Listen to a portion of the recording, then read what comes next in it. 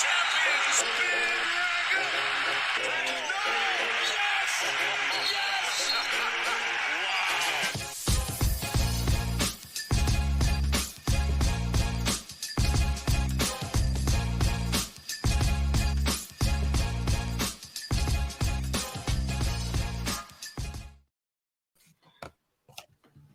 Hello, everyone, and welcome back. It's the Full 40 with Chris, Willie, and Trevor, part of the Nova Insider Network and brought to you by Homefield Apparel.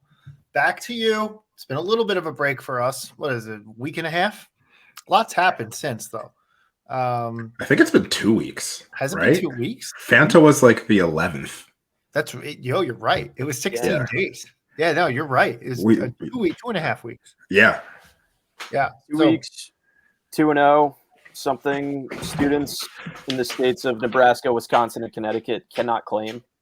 I'm going to say something. We're 2-0 and we haven't podcasted. Do we ever podcast again? Yeah. All right, guys. Well, this is see you next time. And as always, let's go Nova. But yeah, no, I mean, look, it's amazing how, especially early in the season, like, the ebbs and flows of how you feel about a team just shifts just so dramatically just based on like one result to the next, right? Like we played ostensibly made a great comeback against Creighton, but if we don't send that game into overtime, or if the refs don't send that game into overtime, and then we don't win that game in overtime, we're having a totally different conversation today. Just like a couple buckets here or there makes all the difference in the world. Vastly different. Yeah, but that's showbiz. That is the game they play. That's what happens when you hit your wagon to the Villanova roller coaster Wildcats. I could have done better. We'll workshop it. The Villanova Roller Cats. That's a little bit better. There we go. But hey, 2-0, right? And I believe it might have changed. It probably did change over the last couple of days. But at one point in time, there was only 2 road wins. John Fanta tweeted this out. There was only 2 road wins in the entire conference, and both were ours. So, which is huge. Road Cats. Yeah. Well, Road Cats, which brings me to my first topic. Jay Wright is not allowed to go to basketball games. Oh, Jay Wright can't go. He's not allowed to go. You brought this up like during the Bahamas. I was like, whatever. Like, that's cute. And after the St. Joe's game, I was like, oh, no, this is real. Like, this is real. Gerald, sit your ass at home. I think he has a TV. He can watch at home. He can do what we did. I know he was celebrating the birthday. He probably didn't even have the game on. But, keep doing what you did when we were away. Let's just do whatever we have to do to ensure that this team performs. Or like, if you want to show up, like, don't let anybody know you're there. Like, you can't. So I guess you can't really come to a game at the pavilion because everyone's going to know you're there. It's an old reference, but do you remember back, like, this is like 25 years ago when not Terry Francona, God damn it, Bobby Valentine was the manager of the Mets, and he got ejected from the game and then came back in disguise, like the mustache and whatever. Like, that's what Jay Wright has to do. He can't announce it can't be a thing that he's at the game. Yeah. He has to silently attend in costume. I mean, I'm pro it. Overall, go ahead. I tweeted this out and somebody was just like, I'm not going to stand for this Jay. It was T-God. T-God said, I'm not going to stand for this Jay hate. And I was like, it's not Jay hate. He's a mush. He's just a mush. Like, let's just go. It's everybody has their game day superstitions. Like my brother during one of the tournament runs, he would watch at the same seat in the library that he was writing his thesis, and watch every game there. He would go to the same bar in New York for the other tournament runs. Every single game that he would watch the same place, trying to be as close to, if not the exact same as it was before. So everybody has their thing. Jay's thing is going to be watching at home. Exactly. Yeah. Like, Chris Jenkins hit that shot because when I was standing in that bar, my right foot was lifted up slightly and I couldn't move it. And so I said, that's it. And he hit the shot. And I was like, that's because of you. Like, this title is part of you. Like, Jenkins I put my right foot down and arch slips and we're going to overtime. So, everything you do at home has an impact on the game. There's an entire Always Sunny episode about this right before the gang wins the Super Bowl. everything you do has an impact on the game. I love that. The cosmic energy of the universe shifts if you shift. It's true. You know, it's also something that is also true, just totally unrelated. Whenever the camera angle is at a different camera angle than just like the normal one for a game, we play worse. That's just a fact. If we're on defense and they show the other team from like the view from the other side of the court, so you're like They're going to score at the basket, they're definitely going to score. And if it's for us, we definitely miss every time. Wide right, like just about clanking off the right side of the iron. 100% every time. If it was the correct camera angle, it would be good.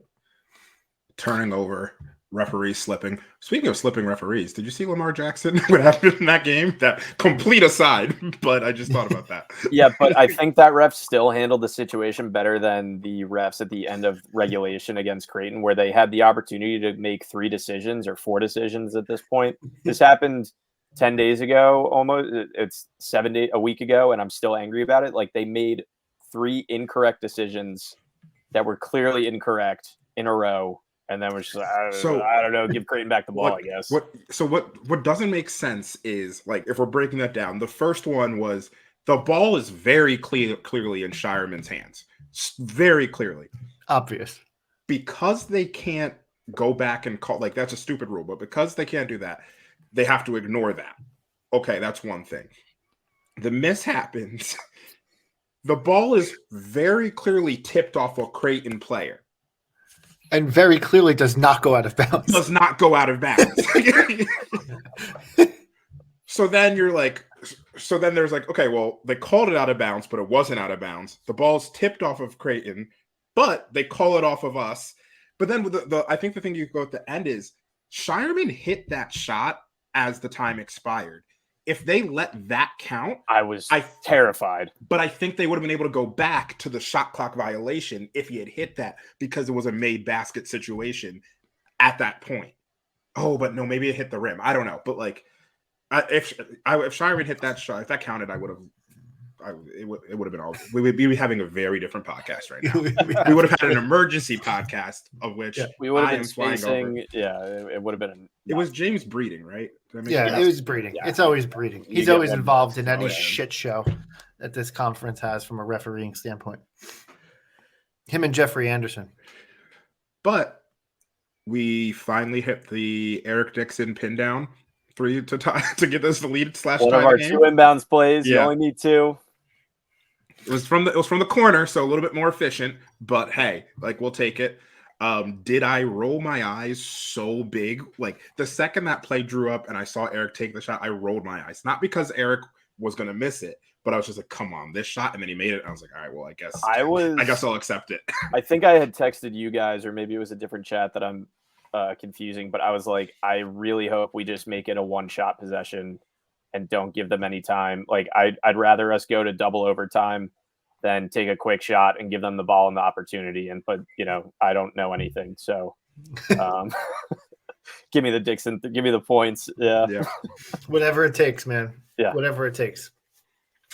So there was the Creighton game, obviously, which again, a week ago. So it's fully marinated in everyone's minds. Chris, I want to go back to something from the Creighton game for you though. But something you tweeted when we were down 14 and when we were making the comeback of just like, being proud of the team's fight, or you maybe put it in our group text or whatever it was, but essentially saying that, like, there's so many times that we're proud of, like, oh, this team's coming back and they don't quit and they fight. But then, obviously we won the game, so it's even better. But like, I forgot what your tweet was exactly, but that being a common theme, if we're going like narratives of like, this team does fight and I'm proud of them for that. I'm glad they shouldn't always have to. They shouldn't have to. So that's narrative number 2. We shouldn't always have to be fighting. Why? Like, I'm proud of your fight, but I'm not proud of the fact that you surrendered a 14-point lead when you should never have done that. Yeah. Questionable lineup for a 4-minute stretch, 3-minute stretch. I don't know, but that basically blew the game open when it was, what was it? Nana, Archidiakono, Hausen, Bamba, and Burton. Something along those lines. I know the first 3 were. The first three should never be on the floor together. They all have reasons to be on the floor, especially with Arch, especially with Justin out. I get it. Yeah. But never on the floor together. And I'll say this too, like I was more so joking about it before the UCLA game, but Nana Njoku is playing good minutes. Yes. Every game he's played in, he's making an impact on defense, and he's getting some garbage buckets. Just his rebounding and his presence, just having another big that you can just be like, all right, good luck getting a shot up over him. Because I think he's like that 6'9", fake 6'10", but he has a crazy vertical, crazy athlete. I've been really happy with how he's played in his limited stretch. And then it kind of seems like he's taken a lot of those backup minutes from Lance Ware recently. Can I also add that he fouls hard? Which we need like a dog. Yeah. No easy buckets. Yeah, let him know. Like, they should feel you. Yeah. Maybe he should foul a little bit less. Like, we'll see. Probably, We'll work on the less. We'll get like, give me like 2 hard fouls. You don't need 4. Yeah, but they're not like Theo John hard fouls where it's like, oh, this guy's just trying to hurt somebody. It's like, no, I tried to block the shot. You just got in the way. Yeah. Theo John was playing fucking Smash Brothers out there. It was horrible. Yeah. Oh man. But I agree with you. Like it's good hard fouls. He prevents a bucket. You don't really get he's not going to get a lot of N1s on him, which is like important to me. Right. And I like that. I like having him on the floor, and he is providing, like we said earlier on in the season, like earlier, maybe last year's Full 40 episode, I forget, or this year's opening episode, one of those where we talked about like, can Nana Njoku spell Eric Dixon at the 5 for 10 minutes a game, 5-10 minutes a game? We weren't thinking too much about Ware at that time, but the combination of Ware and Nana Njoku is doing that. Yeah. Right? So like we're getting the big man play aside from Dixon that we need on this squad, which is terrific, and it has been a notable thing that's happened in several wins now, where Nana Njoku has come in and made winning basketball plays. Which has he been like they were talking him up a lot in the preseason and before the season started? Has he been that? No, but he's been really good. Yeah. It's always been something to impact the game in a positive way. Again, like you wish it wasn't always a foul, but he had back-to-back blocks in that UNC game. He always seems to have like a big time block. Granted, it's in between like 2 sets of fouls, but he's going for the blocks. He makes those garbage buckets. When he would play last year, it would seem like he would always get a dunk off a miss. Which was huge, just for morale. But now that he's not playing in garbage time as much, he does get little dinkers and dumpers at the end of a possession, or just kind of cleaning up the glass, which is all you can really ask for of him at this point in his career, I think. And he's been delivering that. We do need to talk about another bench player who's not much of a bench player. Sorry, you're hearing the squeaking of a cork. As I am drinking on this episode. We had to talk about Hakeem Hart, who has been an absolute revelation. He has been so fucking good. Like, just so good. Like, the DePaul game was great because, like, you could just see it from accounting numbers. But all season, he's since been UCLA, especially, yeah. I even go back as far, it's not even that far. Kansas State, where like he shut down Tyler Perry.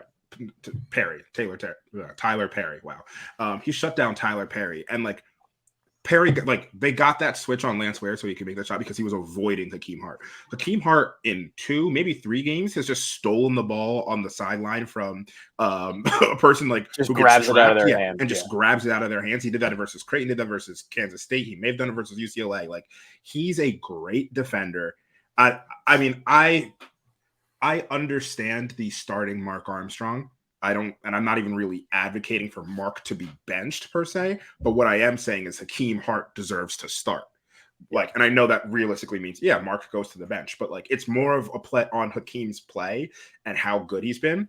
And if it's not starting, we sure know he's going to be finishing most games, because even though, he's a guard at 6'8", or he's a guard, he's 6'8", he's versatile defensively. He fits every single lineup we have.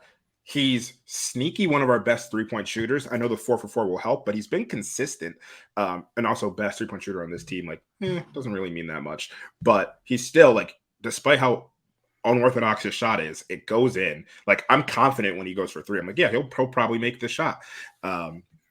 He's aggressive. He does all the right things. He's just a winning basketball player. Like, this is, I think we probably called this out a while, maybe beginning of the season. Or are we talking like X factors or glue guys? Like, he is like, if he's not on Seth Davis's all glue guy team, that's a mistake on Seth Davis's part.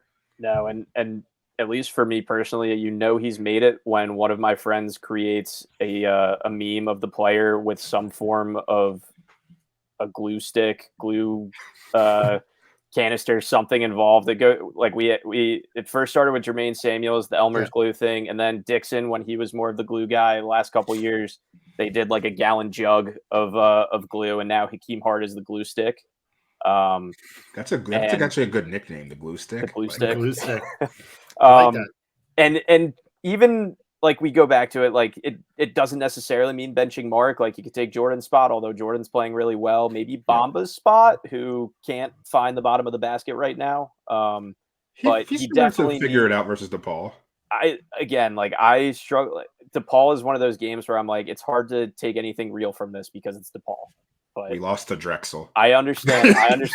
But as I said, Drexel is one of the best teams in the country, and I'm glad they got to play Bryant, so that Bryant could experience playing a top contender after UConn dodged them. But going back to it, like Hakeem has been playing so well that like everybody's like, at least me, I've been like, how did we let this guy leave Philadelphia? Granted, his class was like Jeremiah Robinson Earl, and Chris Arch and and Eric. Eric was in that class.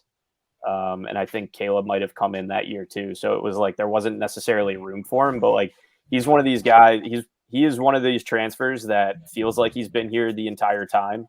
And he's just making winning plays, and he deserves to have that, if not starting the 6th starter kind of role, that kind of minutes allocation, and definitely in that closing lineup. Yep. Hakeem Hart is, I mean, it's funny that you brought up Jermaine, because we were talking last year about how this team lacked a Jermaine Samuels figure, and how we were talking about how in 2022, we maybe didn't appreciate Jermaine Samuels throughout the regular season enough. In the tournament, he was obviously like Super Saiyan Sunday Tiger mode, like Jermaine Samuels mode, but we were missing like the Jermaine Samuels and all of the stuff that he would do for a team throughout the regular season last year. And he has been that guy, no doubt this season.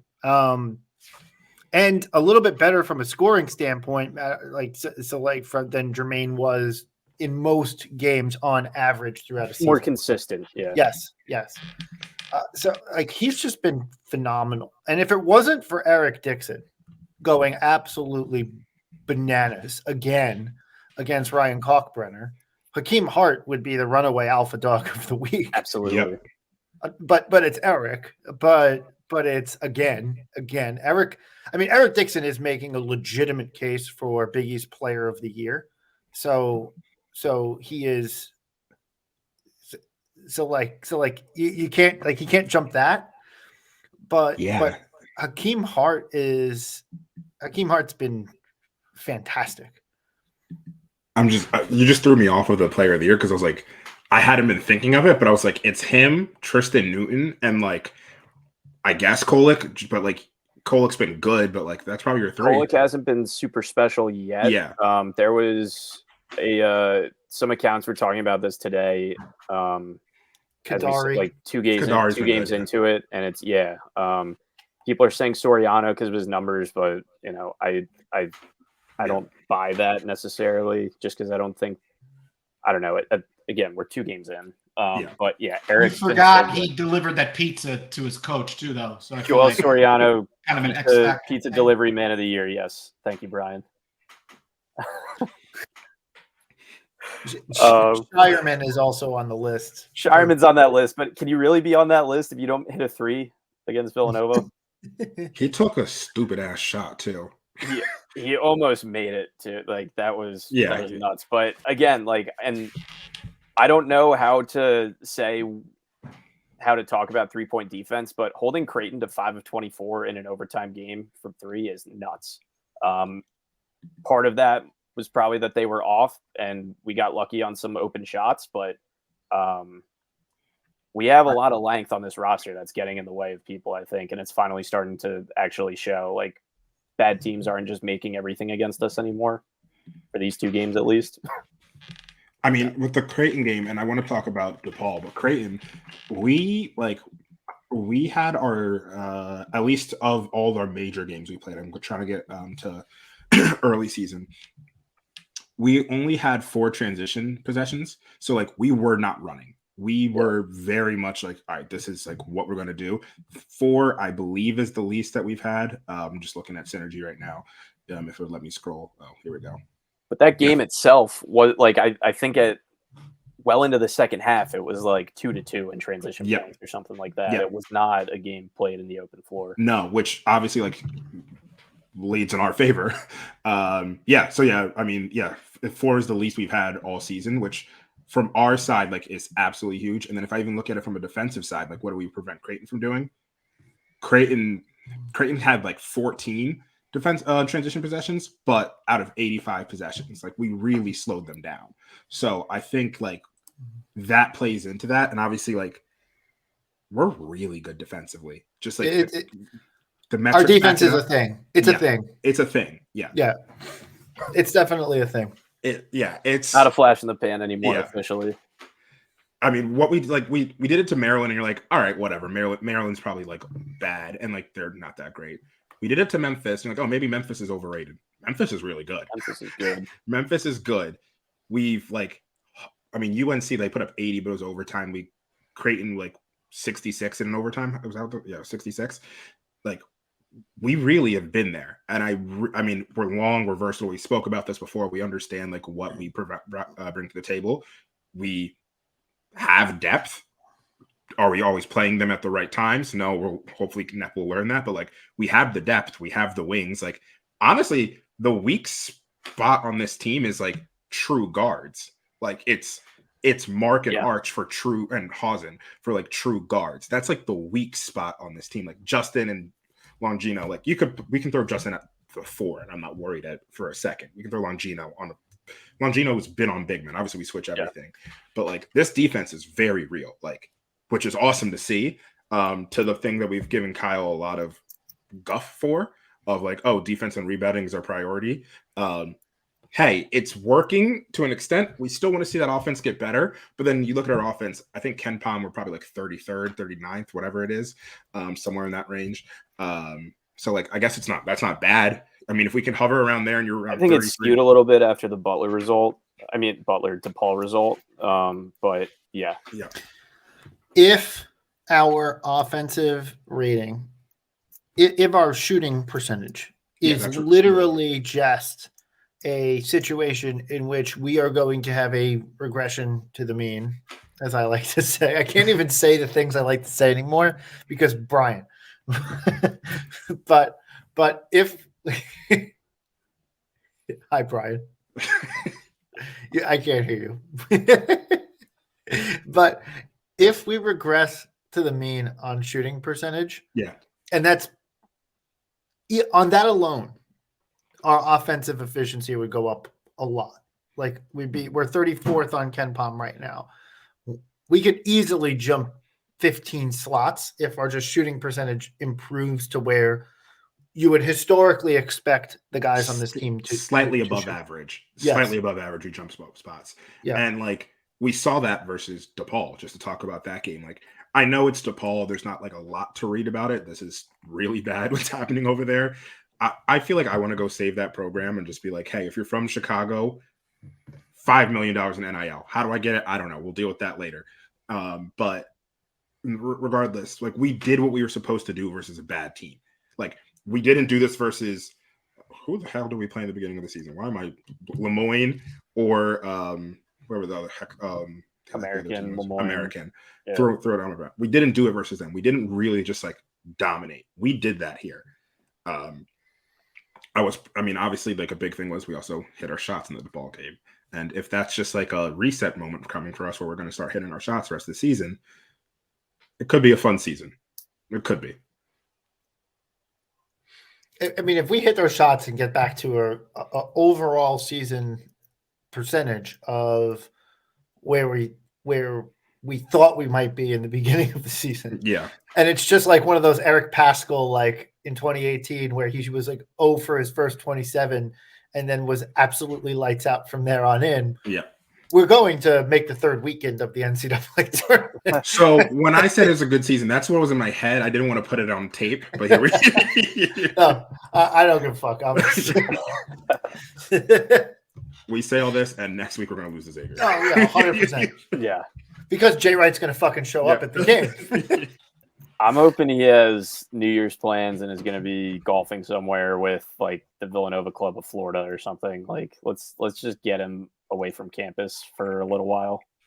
I do think his CBS schedule picks up soon, so Thankfully. I think he will be on the road a little bit more. The worst part is going to be when he's on the road for Villanova games. We usually get Georgetown on CBS. That's we're gonna lose Georgetown roulette because Jay Wright's gonna be calling the game. Yeah. So can we talk so on the DePaul note? I just one point on that. Like, I was really happy with that game purely because we had a task in front of us: beat a bad team. Right? It's on the road, so you never know. Game before Christmas, you're coming off a good win. You never know how everyone's going to feel about that, right? We're on the road versus a bad team. You go out and you absolutely fucking throttle them. And that is exactly what we've come to know and love about our Villanova teams over the last 10 years. That's what they would do, right? And so like, does that mean that we're going to be the 2018 Villanova Wildcats? No. But is that a good sign going out and just absolutely stomping all over a bad team? Yeah, that's what you have to do. That's what we have been lacking. And so for the mere point that we've been lacking that throughout the earlier part of the season, to see it happen and come to fruition, perfect. That was one of the few times to your point, we've looked like an old school, like Villanova team from 5 years ago. Like that was like, and since the Neptune era started, that was one of those games where it just felt like you all remember the feeling of like, okay, cool. First half, we're up 10. Then all of a sudden we're up 18 early. And then you just kind of like turn off your brain and you just see the team like just coast and make great plays and like play together. And like, you're like, all right, this feels good. That's how a lot of it felt. That was how this DePaul game was. Once again, it's DePaul. It's probably like, we know we're going to get into rock fights. We know the Xavier game, we're going to blow a 10-point lead, and then we're going to have to like scramble to like pull it back in. But it was good to see we're showing the right flashes, which tells me like Kyle's doing some stuff right. It's just we need to start being consistent. That's just really what it is. My criticism for him for the entire course of his thing is that he hasn't made the whole better than the sum of the parts. Yeah. Last year that the parts were excusable to not be good enough, even as a whole or as greater than the whole to make a tournament run after further review. This year they were, and right now we are on track, right? Like we're not a bubble team right now. Right? Yeah. Like this is very clearly a tournament team. So for that, credit when credit's due, right? Like this team is defensively really good, right? Like it doesn't just happen by accident. So you credit the coaching staff, you credit the veteran leadership, you credit the roster construction on the defensive end. This team's got to hit shots, right? Like, and when Justin Moore comes back, which I'm assuming is going to happen after New Year's, but when Justin Moore comes back, he's got to make sure that he comes back in a way that doesn't disrupt the offensive flow, which is crazy to say. It seems insane to say. I don't think it's crazy to say. Yeah, but the offense has looked better for the last 60 minutes, 65 minutes of basketball that we've played than it has all season. Not even just 65. Yeah. DePaul, Creighton, UCLA was kind of meh, but like Justin was out most of the Kansas State game and we looked good. Yeah, Like, fair. What we've been talking about, and I think what everybody's realizing, like Justin Moore, incredible basketball player. We know that he's been that guy countless times on Jay Wright teams, and he did what he could last year. But what we've been seeing this year with him out is the ball moving more freely. It's not sticking as much. Guys are getting more into a rhythm, and it's less, oh, Justin has the ball, he's going to dribble this and try to back somebody down for 18 seconds and then try to force a rotation that isn't happening. So the team is learning to play without him. And Chris, as you said, like the challenge now is going to be integrating him back into the offense and making sure that it doesn't revert back to how it was on opening night when it's just like, oh, it's my ball, I'm going to try to back this guy down. It's not working. Eric here, corner three. Oh, you're double teamed because my guy can help right off me here. Okay. Like we need to hope that they're seeing the difference in the film from before Kansas State and after DePaul and make those adjustments with Justin. Yep. And that's assuming like there's been no indication that he's coming back, but there's also been no indication that anything major is happening here. So I think we're all expecting like Xavier or UConn to be his game back, right? Yeah, that'd be my expectation. So this is something I did with you guys on the thread, but like I want to talk about the kind of like the chunking out of this season and what we have to look forward to in the Big East season a little bit. So we're in leg one. When I look at the schedule, it kind of divides kind of nicely into 4 5-game parts. But before we do that, let's hear from our sponsors at Homefield. Sorry. It's like perfect time. Today's episode of the Full 40 is brought to you by Homefield Apparel. Homefield produces some of the best quality vintage collegiate apparel on the market. You won't find better game day gear anywhere else. Homefield has the ultimate collection of old school logos and looks with the best quality around. Shop t-shirts, crew necks, hoodies, bomber jackets, and more at homefieldapparel.com. Don't forget to use code NOVAINSIDER for 15% off your first purchase. That's code NOVAINSIDER at homefieldapparel.com. Isn't that just the most natural ad read you've ever seen in your life? It's just so natural. It's for I totally don't see your eyes platform. reading across the screen. All right, at least I pronounced bomber jacket correctly. All right, with that not so subtle interruption, Chris, we have a big preview to go into. Yeah, 4 5-game kind of tranches of this season, and we're in the middle of the first leg, which is at Creighton at DePaul, then a 3-game homestand of Xavier, St. John's, and DePaul again. That's leg 1, which we're 2-0 so far. So based on the fact that we've beaten Creighton already, I would say that the goal here is 5-0 in this leg. Yep. But 4-1 at an absolute minimum. You there? Yeah. And then if I was to go into that from before, Chris, you're all over game, the map. Can you hear me? He's all right for me. Keep going.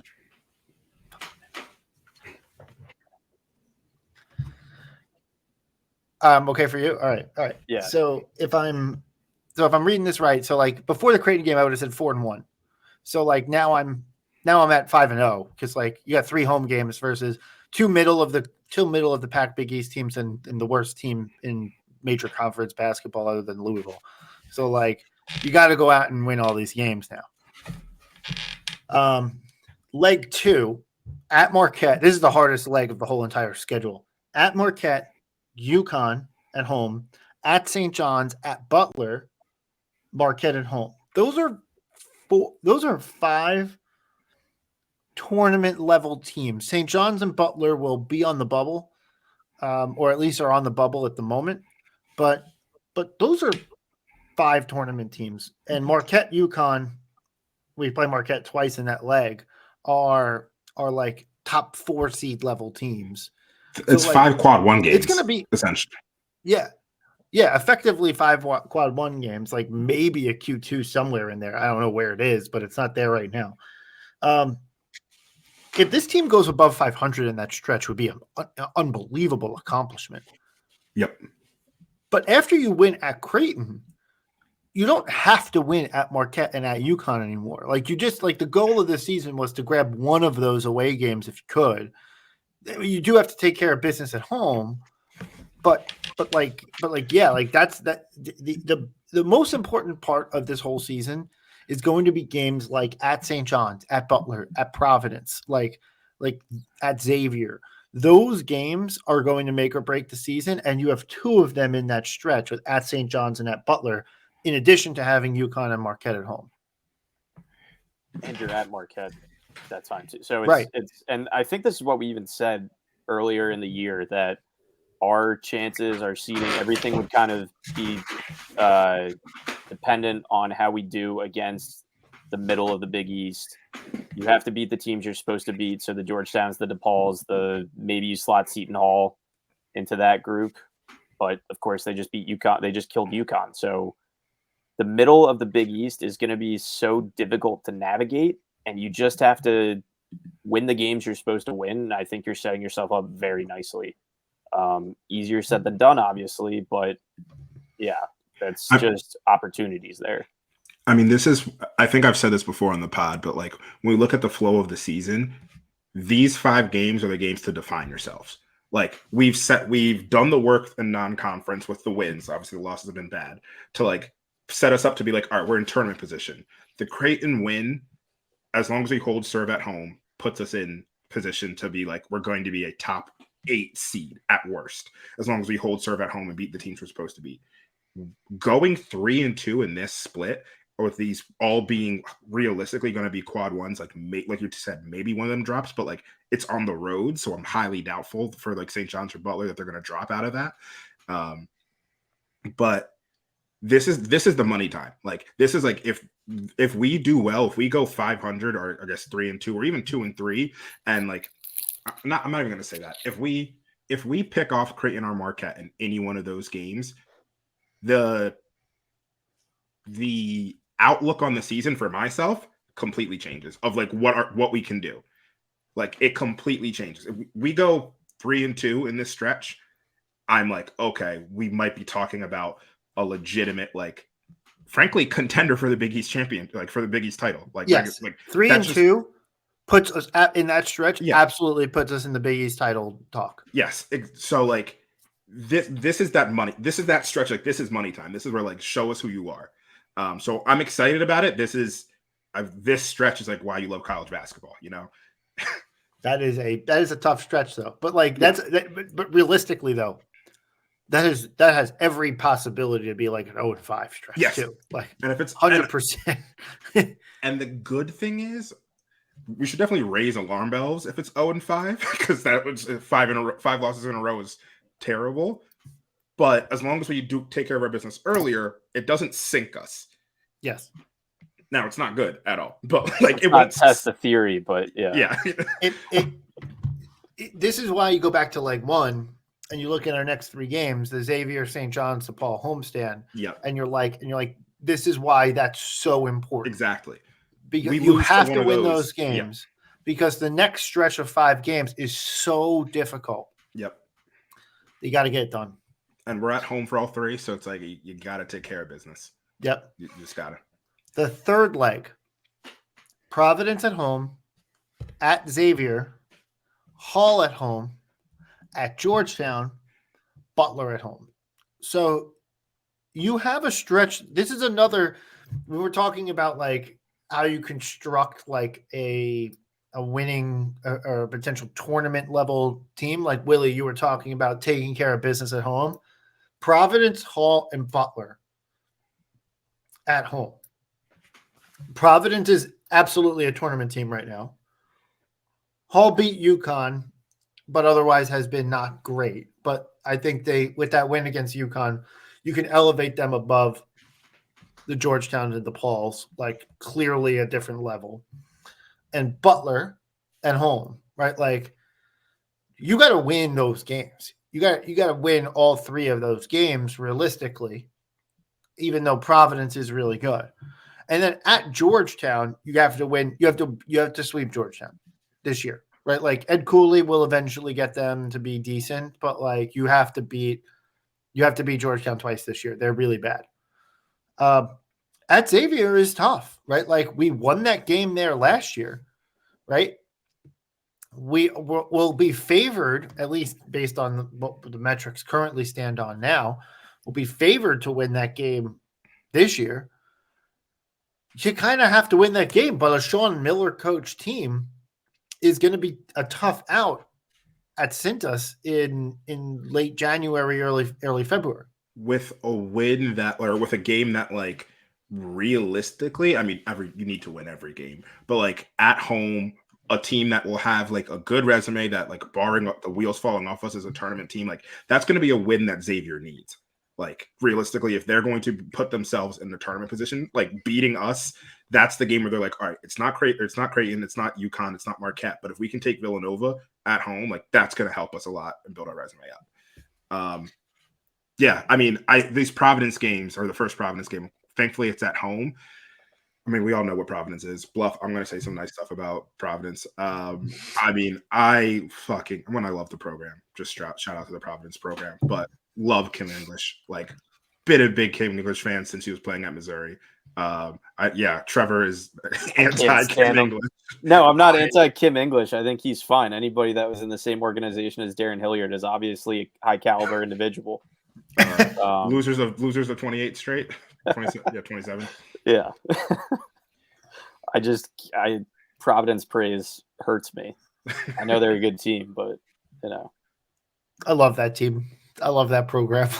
like Devin Carter also, we're talking about a person who could maybe. Yeah, Devin Carter was the one that we missed in the earlier conversation. But like Devin Carter's playing himself to be an NBA player. Let's just Miles Powell type. Yeah. And then I think we have that last stretch. Sorry, I didn't see the comment section until just now, and I was like, "You just called out bluff," and I was like, "Oh my god, it's so good." That's better than the original. It's better than the original. If you see the YouTube, the Twitter comment section, that's oh my god. Leg 4 is tricky. It's at UConn, Georgetown Roulette, at Providence, at Seton Hall, and home against Creighton. That's a tough stretch. That's like the second tough stretch, and it's like, yeah. Again, 3-2 would be huge. 3-2 would be huge there. You need to beat Georgetown. Sweeping Creighton would be huge. We played really well at UConn last year. I don't know. Well, that was before they kind of went on their tear. That was like their low point of the season almost last year, I think, if I remember correctly. This is end of season UConn. Klingen's back in the roster. And it's not at Excel. It's at Gamble. Yeah. We're at Gamble this year for UConn. That's we have one down year and they move us to Gamble. Yeah, they moved us to fucking Gamble, bro. Like that's rough. Gamble is tough. Is that further into Connecticut or is that closer? Yes, okay, it's further into Connecticut. Even worse. Stores is just yeah. Stores is New York North. Come on, the Garden North. Yeah, at UConn will be a mess. I think you have to beat Georgetown. At Providence, that student section is not something that you want to encounter. That's like people in Villanova stands take notes. That's what it should look like. That's what it's supposed to be like. That's the nicest thing I can say about Providence right now. And then at Seton Hall, they always play us so tough, especially end of the year. You need to find 3 wins. I think you need to find at least 2 wins. At least 2 for sure. I mean, and it'll depend on what happens. We go 5-0 in that first original stretch, which isn't going to happen. But we go 5-0 that stretch. It's like, who cares what happens back there? Because we're locked in. Or at that point, you're probably like, oh, you want to go 2-3 so we can lock up a top 5 seed, Yeah. whatever. Well, that's the weird thing about the schedule, right? Like let's just play this out. 5-0 in leg 1, which we talked about is eminently reasonable. 2-3 in leg 2, which is hard, but you got to find 2 wins in leg 2. 4-1 in leg 3, which might be the tallest task of them all, but 4-1 in leg 3, and 2-3 in leg 4, and you have a 13-7 conference season. Yep. Right, which is probably putting you second or third. That's what in the beginning of the year. That's what we talked about would probably win the conference this year. Just knowing how close these teams would be and how much of a bloodbath it would be in the middle. That's if we go back, we can probably find us saying 13-7, 14-6 probably wins. Yeah, but that would be a credible accomplishment. Yet it's in certain stretches you'd be like under 500 in 2 separate stretches. It's just such a weird. It's a weird schedule in that it's like, all right, this is theoretically an easier part of the schedule that we're in right now. Then it gets really fucking hard. Then it's moderately easier, not easy, but like all winnable games, and then another tough stretch to begin with to end. So it could be the roller coaster is not over. Is kind of the point here, is that we are going to be up and down. It's going to be Tower of Terror. Yeah. That's the new roller coaster. But got off Space Mountain. But you go 5-0 here. Let's just say this: 5-0 here, 3-2 in leg 2, 4-1 in leg 3, and you find 3 wins. You're 15-5. You probably won the conference. Yeah. So I've been silent because I'm on my favorite website, Torvik? T-Rank. Yeah, I'm on Torvik, messing around with it. And I have us in winning stretch the next 3 games. So 5-0. I have us going 3-2, where we lose both to Marquette. So like, let's say we drop both to Marquette, we don't beat them, but we do get Connecticut at home. Then I have us going 4-1 with losing at Xavier, and then I have us going 3-2 with losing at Connecticut, at Providence, and I'm even going to get wild and say we're going to lose at Seton Hall. So we're adding 2 and 3. What Torvik predicts there is a 5 seed Villanova. I take it. That's the potential we have here. And obviously, if we don't drop both at Marquette, or if we don't lose something on the road to like Seton Hall, we're probably looking closer to like a 4 seed, if not a 3. As it stands right now, if you were to ask Vegas to set lines for all the games for the rest of the season right now, so basically looking at KenPom, right, like, and saying, what would that look like? We would be favored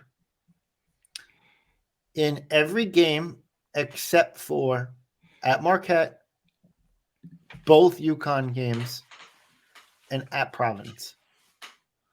And Really? Marquette at home would be a pick'em. Wow. I did not expect that. I thought for sure there'd be like a road game that we wouldn't have. No, like our projected record on KenPom is 13-7 for the conference. So he's got 4 L's like shown off on the schedule. Yeah. But the projected record where he just adds up the percentages is 13-7. So like there are 3 games, right? It makes sense, right? Like there are 3-4 games that are going to make or break kind of like this whole season. So, but yeah, to me, it's not about how you do at Marquette and at UConn this year. UConn and Marquette at home, important. Creighton at home, important, right? Like, can we win of those remaining 5 games? Can we win 2 of them? If we can win 2 more of them and basically split with UConn, Creighton, Marquette overall, whether we match up poorly or better with one of those teams or another, like whatever, I don't care. If you can split those 3 versus those 3 opponents, that's amazing. And then the most important piece of the schedule is how you perform at Butler, at Providence, at Seton Hall, at Xavier, at did I say at Butler? At St. John's. Yeah. Like that's going to be that's the whole season in the basket right there. Yeah. And to your point, it's about not even just it's also then like protect home court. we realistically, you can't, outside of the Connecticut, Creightons, Marquettes of the world, and like maybe you're giving one mulligan, you have to protect home court.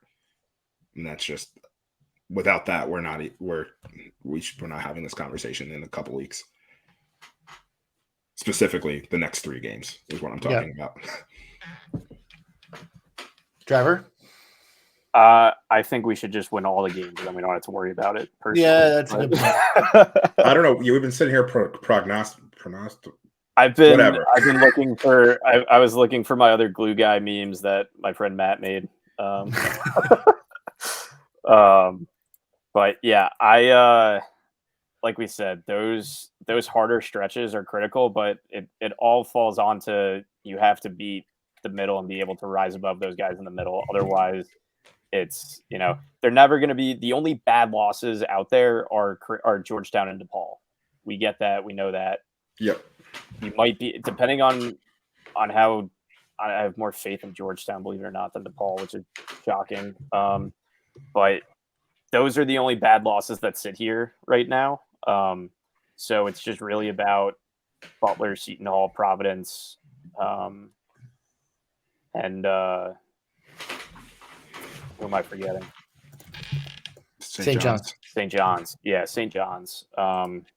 Make them have to order another pizza for Patino after Eric Dixon takes Soriano to the woodshed. That's all I want to see. As of right now, T-Rank has a 94% chance of making the tournament,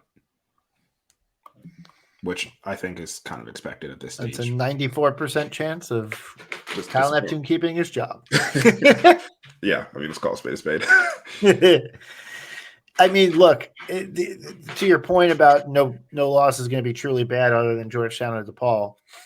Georgetown is 205 in the net. DePaul is 284 in the net. Seton Hall is 88 in the net, and everyone else is top 60. Every other team is top 60. So basically, every other road game that we play will be a quad 1 road game. Like, that's just correct. That's just what it is. So, like, racking those up. Yeah, we have 1, 2, 3, 4, 5, 6 quad 1 guaranteed games left, and realistically 3 more home quad 1 games. So 9 quad 1 games remaining. If you can get 5 minimum of those, you can get 5 or 6 of those. Which, by the way, we're 3-0 in quad 1. So. And Eric Dixon is playing like a player of the year candidate against quad 1 teams. That's true. That's such a weird thing about him. We awarded him the Alpha Dog of the Week. We have to hit the Shaq Fit Man Play of the Week. So why don't you guys go ahead? Well, I think if it's just Willie and I were confused because time doesn't exist between, right before Christmas and through New Year's. So we thought that these were 2 different weeks, so we would have 2 awards to give. I thought if TJ Bamba connected on his first dunk in the what was it, the Creighton game or the DePaul game, where he like stuffed himself on the rim, and then he made one in the second half. That was DePaul. Yeah, so that was a candidate, but I think if we're only giving one award, I think both go to Eric. Just that the game-winning 3 after his, till that point, 29 and 8 or 10 or whatever it was performance. I'm not. Yeah, it goes to Eric. I want to give a shout out to that. I mean, we were having fun because it was DePaul, but like that flurry of like, oh, we're just gonna try and dunk it on people was fun to see. Like everybody was like, screw it, I'm going up. Burton had a putback. Burton had the steal and then a dunk. Bamba had his. Mark was like, don't leave me out of it, and then just like dashed into the lane and went up. And it was like, wait, whatever, he got fouled, but it was very clear. Mark was like, I'm just gonna go and try and dunk. That was very much a Jermaine and Slater thing to do, where it was like, I probably would miss this layup. I'm just gonna try to dunk it through this person. And it works. So yeah, huge plays. Everything goes to Eric. Yeah, everything goes to Eric. Well, I know we were getting closer on time, but we wanted to wrap up here, kind of with our New Year's resolutions for the team. Just things we're hoping for coming for the new year. Obviously, it's December 27th. So we have another hopefully 4 months of Villanova basketball. Realistically, 3. We'll probably be upset in mid-March. But what are we hoping for in the next 3 months? What are your wishes for the team? Any resolutions that the team should have? My biggest resolution is that we have a result that is definitive about this season. So, like, I want an answer one way or the other. If we crap out and then we know we have to make some changes, like, fine. Like, I don't want that at all. Like, I'd rather us make the tournament. Like, I root for Villanova in every game. I'm not rooting against anybody or anything, right? Like, period. Obviously, then the best possible result is that we have something that's definitively good, right? Like, give me something that's like, I don't want to be a 7, a 10 seed, right? I want to be if you're going to be good, go be good, right? Like, go be impressive. Go get that 4, 5, 3, 4, 5 seed if you can, right? Like, the resume is there, like the wins are there for it. You go out and you have a really good Big East conference season. Like, we could win the conference still and get into like a top 3 seed line. Yep. Like full stop. If we meander and are solid, but meander a little bit, like the way I kind of laid out the schedule before, to like a 12-6, we're still going to probably be a 6, 7 seed, which is fine. I just don't want to see us be like 11-9, win again, go 1-1 in the Big East tournament, and then be like an 8 seed, right? Like, it's just not like, yeah. Do you have an opportunity to pull one game out of your ass and make a Sweet 16 and have like a cool tournament run because you knocked off a 1 seed? Yeah, you have that opportunity. But I really just prefer that we actually like get it done and actually have a definitive answer on this season so that we can have something to chew on in the off season. Just going and being an 8-9 seed and winning a game and then losing to a 1 seed is just, it's not fun. It's like good that you made a tournament. You feel good that you got off the schneid, like, and didn't. 1 seeds like, don't always win. Ask Wisconsin. Yeah, I understand that. I'm fully understanding of history there, but it's just like it's like the equivalent of being an 8th seed in the NBA, where it's like, cool, you're not in the lottery and you're not good enough to win a championship. Yep. Yeah. I'd agree there.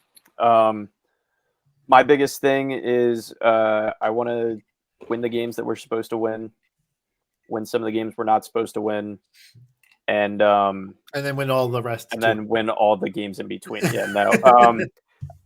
Especially like we talked about, that middle of the pack Big East is just going to be a bloodbath, and I'm just worried that we're going to hurt ourselves by not taking care of business there. So I really just want to ensure that we win those games we're supposed to win. My next big one would just be sharing the ball and having fun. Like, it's hard to take, like I said, it's hard to take much away from the DePaul result just because of how bad they are. But like, the guys were sharing the ball. We had probably our max on assists of the season. I'm not even going to check. I'm just going to say that it was. Like, the guys just looked like they were having more fun. Obviously, when you're trying to do a dunk contest with like 8 minutes left in a game, like, yeah, you're going to be having a good time. But sharing the ball, especially when Justin comes back, like we touched on earlier, just making sure it doesn't stick, and keep that offense evolving and moving. And just hoping our shooting comes back to reality. Yeah, mine is on shooting. You guys are being not vague, but like, come on, we're setting SMART goals, specific, measurable, attainable, whatever the R stands for. Beat the teams you're supposed to beat. You sound like a consultant. That's my consultant background, baby. Whatever the R is. I want the 3-point percentage. We're currently at 33.4%. Give me 35.4% by end of year. That's my resolution for this team. Regression to mean Brian. We are 35.4% at end of year. I will pre-book my ticket to wherever the Elite Eight is. We're throwing out shit, hoping it sticks. But it might be in Boston. It is. Oh yeah. Yeah. Wait. As if we're going to necessarily be there, but Elite Eight will be in Boston. Yeah, I will. So I will be at the Elite Eight in Boston no matter what. Go. So actually, I will. I'm setting specific goals. I know that I will be at the Elite Eight in Boston. And then the other one, I just want to see like, and this one's like for Kyle, I want to see just like more, and we're going to get a little like more vague here, but just like ownership of the lineup. I think he's doing a good job experimenting. I think as we start to go through like, and I think I mentioned this on the last pod, figuring out, all right, who's the 8 or 9 we're rolling with in the first half, and then who's the like 6 and 7 and who's situational for the second half when things get tight, and then when things are loose and free, like cool, like let him have fun. We did that versus DePaul, but for Kyle, it's just like continued improvement in that. Like I think we've seen him start to understand it a little bit more and start to get a little bit more ownership of it. There's been a little bit less hockey subs, so I just like want to see more improvement for Kyle. So that's my resolution for him. But specifically 35.4%, put it on a sticky note, put it on the board, team. That's what we're aiming for. Love it. Love that for us. Big goals. That was it. Yeah, I think we're good. Nana and Joku. That's it. That's the tweet. That's it. That's the tweet. Nana. That's how we, I made a list of resolutions, and my last one just says Nana and Joku. I don't know if I forgot to like continue writing them, or that was just I want him to continue getting minutes or something. But that was literally just like the last one on the list is just Nana and Joku. That's how we finish every podcast. Do you guys want to share any of your personal New Year's resolutions? Sure. Let me look at my phone. I gotta lose weight. I don't believe in personal resolutions. Yeah. I'll lose weight again. That's going to be my biggest one. Losing weight's a good one. Yeah, mine is to become less humble. Mine's to stop. So if for those of you that don't know Brian like we do, his way of communicating via text is depending on how much respect he has for someone, he will spell their name correctly or incorrectly. And I have found that bleeding into my personal life where I will start misspelling people's names intentionally. So mine is to stop becoming more like Brian. I'm an influencer. I want to go to Canada this year, so that's one of mine. Cool.